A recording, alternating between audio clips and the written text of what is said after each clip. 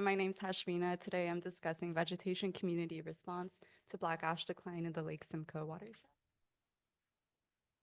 Okay, I'll start with a brief introduction to black ash, which is an endangered deciduous tree species that's found in northeastern North America. It occurs on poorly drained hydric soils. It is often dominant in the wetland canopies that it occurs in. Black ash acts as an important wildlife habitat and seed source, and it also plays a disproportionately foundational role as a hydrological regulator in these wetland systems. Black ash also has significant ethnobotanical applications in indigenous basketry traditions, indigenous creation stories, medicine, dye making, canoe making, even snowshoe making. The red on the map here shows the global distribution of black ash. About 51% of this global distribution is found in Canada. In Ontario, 82 million mature black ash trees, which is almost the entire mature black ash population, is expected to decline as a result of impact from emerald ash borer in the next 80 years. Emerald ash borer is an invasive wood-boring insect. It has been documented in previous studies to cause up to 99% mortality in affected black ash sands. And the cherry on top of this is that black ash is also preferentially targeted by emerald ash borer relative to other ash species. Previous studies that have looked at emerald ash borer-induced mass mortality events have found widespread tree canopy gap formation that can lead to loss of forest connectivity, loss of wildlife habitat, and also accumulation of coarse woody debris from deadwood inputs. This can alter carbon and other nutrient cycles and can also cause changes in hydrological cycles. One unique impact from black ash mortality is changing hydrological cycles because of its outsized role in regulating water tables. Black ash specifically has extremely high rates of evapotranspiration and sap flux, even compared to other common wetland species, meaning that the mass loss of black ash can literally rise water tables. This can also facilitate transition into shrub and marsh communities. Notably, a lot of these studies have looked at black ash when it's a dominant species in the canopy, and fewer studies have taken place when black ash is a secondary or tertiary species, which is what we're looking at in the Lake Simcoe watershed where the study occurs. Black ash is considered a common swamp species here, and emerald ash borer infestation is also considered to have peaked in the watershed. So we're looking at post-invasion conditions where black ash is not a dominant canopy species. The objectives of this project are firstly to identify the quantity of remaining black ash using vegetation sampling protocol permanent monitoring sampling plots that were established in 2017 and re-sampled in 2024. To assess decline, I'll be looking at basal area and percentage coverage as metrics. The second objective is to assess if and to what degree black ash loss has impacted vegetation species by looking at species composition, diversity, and richness as metrics. And lastly, I'm going to evaluate if there's a change in system hydrology by looking at species hydrological preferences through coefficients of wetness as a proxy for hydrological condition. So in 2017, as part of vegetation sampling protocol efforts, hundreds of plots were established in the Lake Simcoe watershed. I selected a subset of 24 plots that had black ash in them for this analysis. These plots were, again, first sampled in 2017 and resampled in 2024. In 2017, they were centrally marked with a metal stake, and we used metal detectors to relocate them in 2024. They're permanent fixed area plots that are circular and measure 400 square meters. We did a complete vegetation inventory in these plots. According to vertical stratification, the tree canopy was considered anything above 10 meters in height. The subcanopy was 2 to 10 meters, the shrub layer was 0.5 to 2 meters, and the ground vegetation was 0.5 meters and below. We also measured the diameter or breast height of every live tree that's greater than 5 centimeters. So firstly, to assess black ash decline, I looked at black ash percentage cover. I normalized my data with a Box-Cox transformation and conducted a pair-T test. I found that there was a significant decline in black ash in the canopy and subcanopy layers, ranging from 3 to 4%. In the shrub and ground cover layer, there was an observed but insignificant decrease. These results were what we expected. Black ash is preferentially targeted by emerald ash borer for more mature trees. So mature trees are being impacted here. And black ash is also persisting in the form of seedlings, saplings, and epicormic shoots in lower canopy layers. This was further supported by my assessment of black ash basal area decline using a Wilcoxon signed rank test. I found that there was a highly significant decline in black ash of about 80%. The range of the black ash basal area values also was much more restricted in 2024, indicating again that more mature trees were being targeted and fewer smaller trees are remaining in the landscape. So we can see that black ash is clearly declining. What are the impacts on species, vegetation species communities? For my assessment of species richness, I first started with a logarithmic transformation to normalize the data, conducted a pair t-test. I found that there was a significant increase in species richness in the canopy, subcanopy, and shrub layer, and we expected the ground cover layer to be pretty responsive to changes in canopy conditions, but the ground cover layer actually remained highly stable. Similarly, we expected species diversity to change quite a bit, but also there were no significant results in terms of changes in species diversity in any of the canopy layers. To dig into vegetation compositional changes, I conducted a principal components analysis. I started out by filtering out core species and only including species that had greater than 1% cover to reduce noise in my data set. I started with the Hellinger transformation, ran my PCA, and conducted a permutational analysis of variance to assess for significance in changes in dominant species between 2017 and 2024. I also extracted species loadings to identify which species were most influential in driving community composition change. In all of my canopy layers, the Permanova results indicated that there were no significant changes in vegetation composition between 2017 and 2024. The PCA was useful in identifying which species were driving community composition.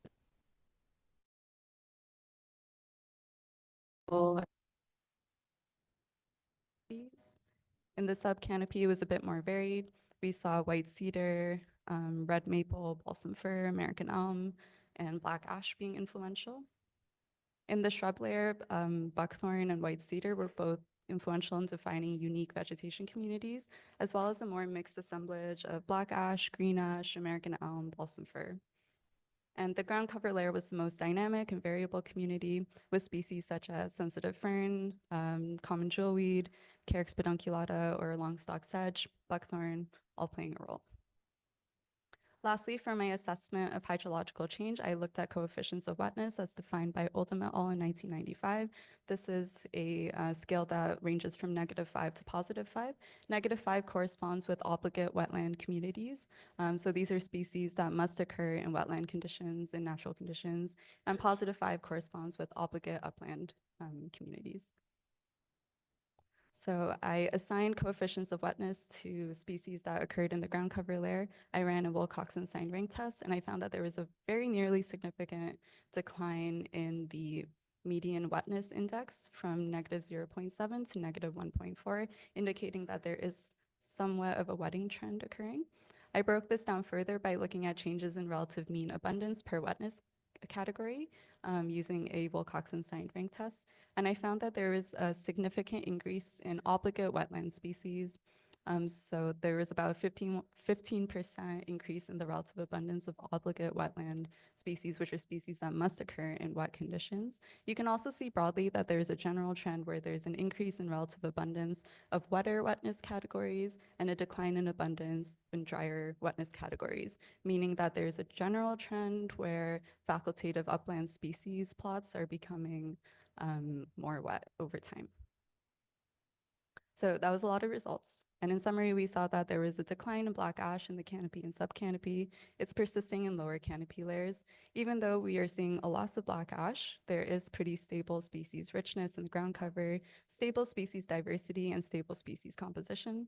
We expect that the inertia of the vegetation communities in response to decline in black ash is due to the relatively low amount of canopy black ash in 2017. On average, for context, the black ash percentage cover was about 5.5% in 2017. Even though 60% of these plots lost all black ash cover by 2024, there was no major changes in vegetation communities. Because it was only a 5.5% loss, we expect that the co-occurring species such as red maple, white cedar, trembling aspen, yellow birch were quickly filling these canopy gaps, limiting light dynamics that would have prompted more strong vegetation community responses. Even though the vegetation communities remain relatively stable over the 7-year period, we are noticing some indications of a general wetting trend, which has some implications for the future conditions of the vegetation communities. One of these implications is the intensification of seed bank exhaustion that's expected. Right now, we're seeing black ash persisting in lower canopy layers. However, mature black ash is required to produce seed. They have to be at least 30 to 40 years old. And when they do produce seed, it usually takes 3 to 8 years for these seed cycles to repeat. On top of that, black ash seeds only persist in the seed bank for a couple years. So over time, we can expect a decrease in regenerating black ash. These black ash seedlings are also threatened with competition from competing ground cover species and also might not survive under these wetting conditions if they do intensify. Black ash seedlings don't really tolerate inundation conditions. We are expecting wetting trends to intensify in general in the Lake Simcoe region as black ash mortality comes to completion over time, resulting in rising water tables. That also calls into question the suitability of co-occurring species in these wetter conditions. Oops. So future studies should consider monitoring for delayed compositional responses, especially in light of seed bank exhaustion and wetting trends. Future studies should also evaluate the role of candidate black ash successors and functional replacements of black ash and their suitability in these wetter conditions. This has implications for conservation managers that are prioritizing the maintenance of swamp canopy cover and planning for community transition in light of black ash decline. Some of the methods for preserving swamp cover is through targeting overstory replacement, artificial regeneration, and diversification efforts over time. Two actionable ways that conservation managers can consider these results based on past literature is considering microtopography when doing on-the-ground restoration work. This includes planting potential canopy species and ensuring consideration of microsite conditions, for example, planting on hummocks instead of divots to mitigate some of the effects of these rising water tables can greatly enhance the survivability of potential canopy species that are planted. Another management action is managing competing ground cover vegetation to assist in seedling survival and help release black ash and help support its continued persistence on the landscape. So that's about it for me. These are my references. I'd like to thank Danijela for giving me an opportunity to work on this research, for supporting me through the process and giving me guidance, and also providing her data from 2017. I'd like to thank Amelia, who's my companion in the swamps of Lake Simcoe. There's no one I'd rather run away from black bears with. I'd also like to thank Heather and Bill for acting as external supervisors. I also want to shout out the MFC cohort for your companionship, and I need to mention my cats for carrying me through this. Yeah, thank you.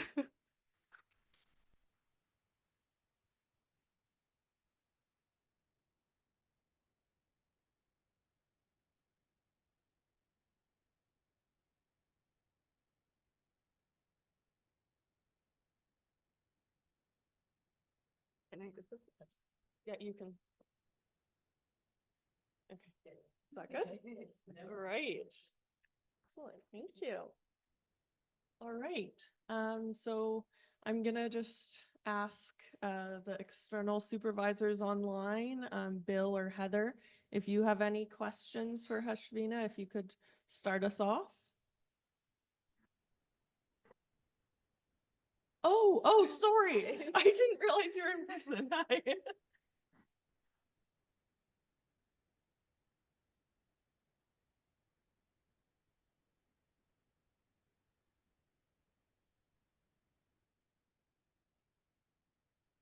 No, we didn't have a target. We just selected all sites that had black ash in 2017.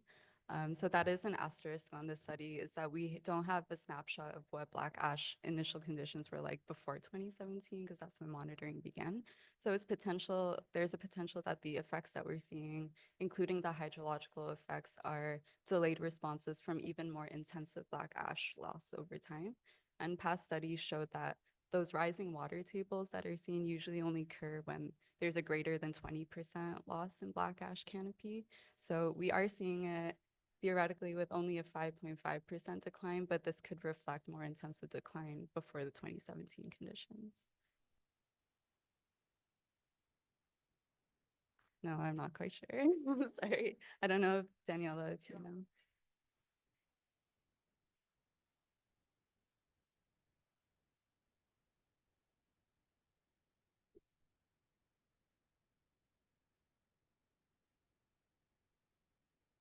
I think there definitely were, but they weren't part of the VSP sites that were established. They were established as part of baseline vegetation monitoring, so there wasn't targeting black ash loss specifically. So we're pulling data from an available data set.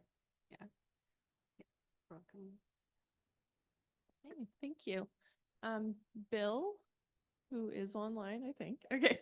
Yes, any I am. que- I do. Yeah. Thanks, Hashveenah. That was really interesting. I think I've spent a few years in the Lake Simcoe watershed, and prior to Emerald Ash Borer, noticed a lot of really nice little black ash vernal pool swamps in a lot of our forests, and kind of as the outbreak occurred, wondered what would happen to those systems if they get wetter because of canopy loss and loss of evapotranspiration, or drier because of canopy gaps and more evaporation. So really interesting to see some data being put to that question. So really, really fascinating.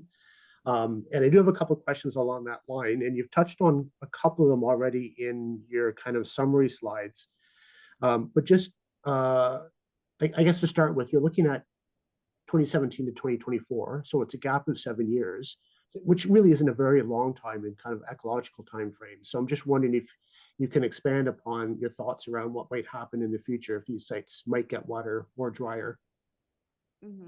Again, I think it depends on the magnitude of black ash decline because of Yep. its role in, I think like the sap flux of black ash is almost twice the amount of common co-occurring species such as red maple or yellow birch.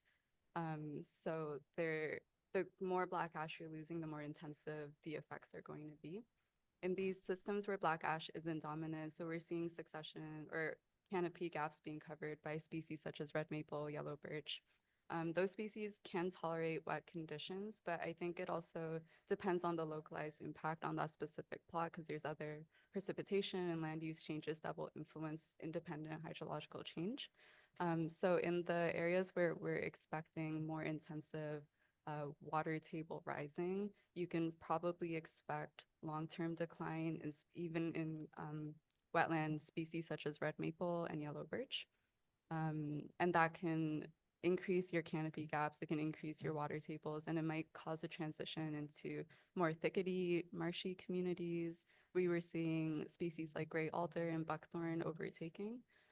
So yeah, I think more canopy gaps, more community transition should be anticipated, but depending on the specific site in question and the magnitude of black ash loss. Yeah. Yeah, great answer. To that point, did you find in your data a relationship such that sites that lost more black ash saw a greater increase in wetness or a greater increase in the kind of obligate wet understory species? We didn't look at the individual plots specifically. It was just average values for us. Right. But I would expect that trend, yeah. Yeah. Okay, thank you. Thank you. Yeah, thanks Bill and Heather for attending. Yeah. It's fine. Yeah, great work, Hashveenah, and you and me discussed this in a length. And I want to ask ecological question, but build on what Heather said. We have 24 plots. Yeah. But the reality is that there are 700 plots and more in that area. I'll get on the private land ownership and access issues that you may have this summer, which has limited where to go. So what was the response rate in terms of private lands? What's your feeling? Like, were landowners willing to let you guys sample or? Yeah, I think for a lot of the plots we had, there were already previously established relationships. We ran into issues when the land ownership had changed since the last sampling period. A lot of these landowners had a lot of land that they just did not touch. And also a lot of the wetland sites were beyond their access. Like it wasn't practical to hike into them. So I think landowners that had more hands-off relationships with their land, where there wasn't a potential for our findings to implicate their ability to change their land, like build something, I think they were more open to letting us sample for sure. But, yeah. And the other question, I know that you were roaming through the landscape. I'm sure you have seen some pure black ash stands. Yeah. That are just, but your plot wasn't obviously there. Oh, which part of the Lake Simcoe watershed that would be the most? Do you remember? I think it was pretty dispersed throughout where we were encountering those pure black ash wetlands. They were really interesting to see. Like you could see the clear decline. Black ash has pretty distinctive bark, so we can identify the black ash deadwood that was everywhere. And those plots also had a lot of like cedar wind throw from these major canopy gaps. And I would say that we saw that pretty interspersed throughout the region. Yeah. Definitely the healthier black ash that we did see, or the generally the healthier ash trees we did see were at the northern end. There was like the 5 Mile Point neighborhood where we saw like massive live black ash trees with completely live canopies. But anecdotally speaking with the landowners association there, in the past couple years, that's when they've started managing for black or any ash decline because they're seeing emerald ash borer impacts there. So it is an ongoing infestation with some kind of gradient throughout the watershed. Thank you. Thank you. Thanks. Thank you. So now I'll open it up for the rest of the audience to ask questions if you have any. Yeah, John? Yeah, so I think if I give you the mic, then the people on Zoom can hear. Sorry. Yes, I had a question about the wetness trend that you saw.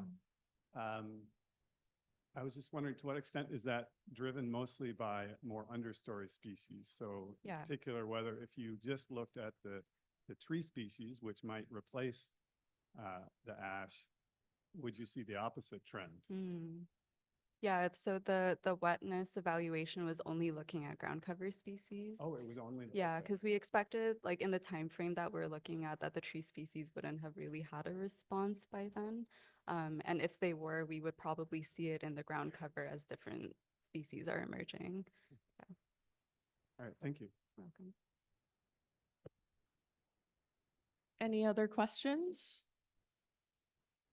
I don't see any in the room here. What about on Zoom? No? Okay. Thank you.